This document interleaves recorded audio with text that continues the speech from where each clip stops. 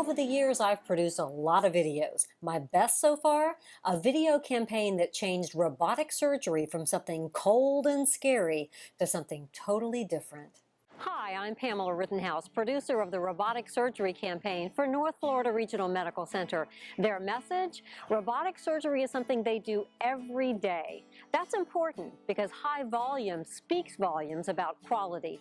To make our point, we asked 5 of their 23 robotic surgeons to pick an everyday task and perform that task using the Da Vinci surgical robot. This video will take you behind the scenes of the campaign. We wanted to answer a question we know many of you will ask. They didn't really do that, did they? Actually, we did do that. Dr. Anthony Agrios chose the everyday task of preparing a cup of coffee, but not the usual way, this way. Using the controls of the Da Vinci surgeon console, he poured the coffee, added sugar, added creamer, and stirred. With the robot, everything's under such high magnification for seeing tiny little blood vessels and individual nerves that we get used to working in that close-up environment.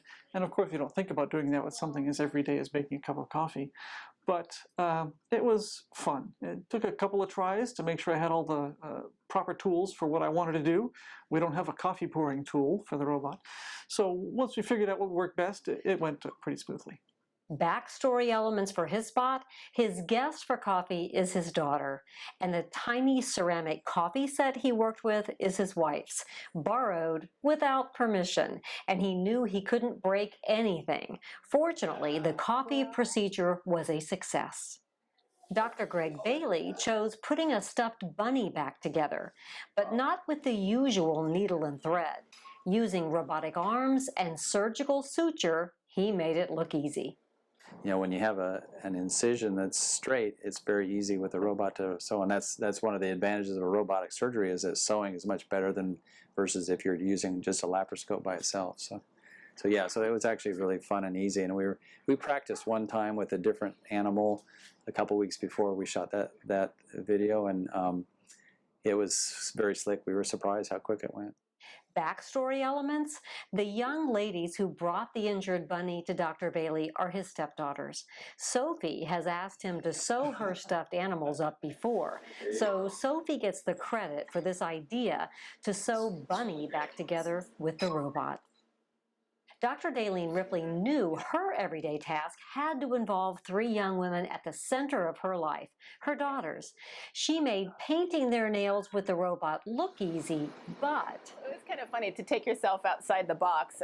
You know, certainly I go to the operating room and I sit down and I know what I'm doing, and I've done it before. And so painting fingernails was an entirely new...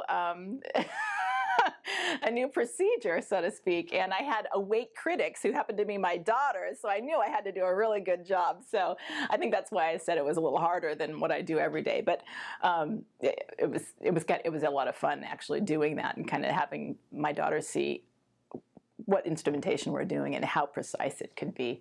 But so it wasn't necessarily as much at stake, except for my daughter's critique, but it was fun. Backstory, this was the very first time Dr. Ripley's daughters have been into the OR where their mom works with the hospital's most advanced robot. Yes, they acknowledged their mom is pretty cool. That's great. Wow. That's impressive, Mom. Dr. Sean McLaughlin chose paper airplanes for his everyday task because his son Liam loves to make and fly them. Liam wasn't really interested in being in the commercial at first. But as soon as I told him he would be on YouTube, his face just lit up because he loves YouTube. He loves watching things on YouTube. So the fact that he was going to be able to see himself on YouTube made everything, he was all on board, and he did great with it. Backstory, Dr. McLaughlin says the hardest part about doing this was before he folded the paper airplane using robotic arms. It turned out to be selecting the right type and size of paper. After that, he says, it was easy. In addition to being a robotic surgeon, Dr. Tim Hipp is an accomplished guitarist. He loves to play for his wife son, and twin daughters. They joined him in the OR as he used one robotic arm to hold the frets and another to strum. His biggest worry? The challenge with the guitar is, and with the robot in general, is sometimes we don't have tactile sensation. And so when I've got my nicest guitar out on the table, I don't want to drive the robotic arm through the wood on the front. But what we lose in tactile sensation from the robot, we pick up in visual cues. And so you sort of go through a transformation where you actually see better than you once did and use your vision to make up for what you lose in the tactile sensation. Dr. Hip's favorite guitar is in one piece, so no worries there. Backstory? He's played since he was in the 6th grade. The music you hear in the background of all the campaign commercials and the accompanying videos is his. So it's been a part of my life for the majority of it. You play beautifully. Thank you. We produced a total of 12 videos for the campaign. I wrote, produced, and directed all 12. An independent videographer shot and edited the 5 TV spots for me.